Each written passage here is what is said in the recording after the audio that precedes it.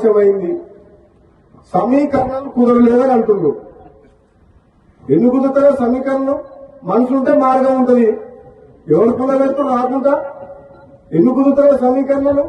నీకు నీకు నన్ను పార్టీలో తీసుకున్నప్పుడు కదా మీ ఇద్దరు అర్థం ఉన్నాను కదా, తెలుసుగా. మన పార్లమెంట్ ఎన్నికలప్పుడు రెండోసారి ప్రామిస్ చేసి మాటిచ్చినప్పుడు కదా మీ ఇద్దరు అర్థం అంటే అది ఎట్లుందంటే ఒడ్డు దాటినాక ఓడమల్ల కొడు దానిగా బోడమల్ల అన్నట్టుంది.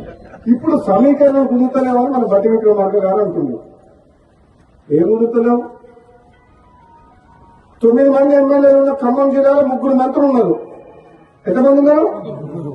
11 మంది ఎమ్మెల్యేలు ఉన్నా నల్గొండకు 3 ఉన్నారు. తప్ప మహబూబ్ గారికి ముఖ్యమంత్రి ఇచ్చినాం కదా మనం. రేవంత్ రెడ్డికి ముఖ్యమంత్రి ఇచ్చినప్పుడు ఇద్దరన్న మీద తప్పేంది? ఇదే నమ్మడం లేవాలని తక్కువ ఇద్దరికిద్దరే గద్దలమే ఇద్దరం. నేనేమంటున్నా, పదవి ఎవరికి ఎప్పుడు ఇవ్వాలని కాంగ్రెస్ పార్టీ అధిష్టానం నిర్ణయం తీసుకుంటుంది. ఆలస్యమైనా సరే నేను ఓపిక పడుతున్నా. పదవుల కోసం పాపులాడే వ్యక్తిని కాను.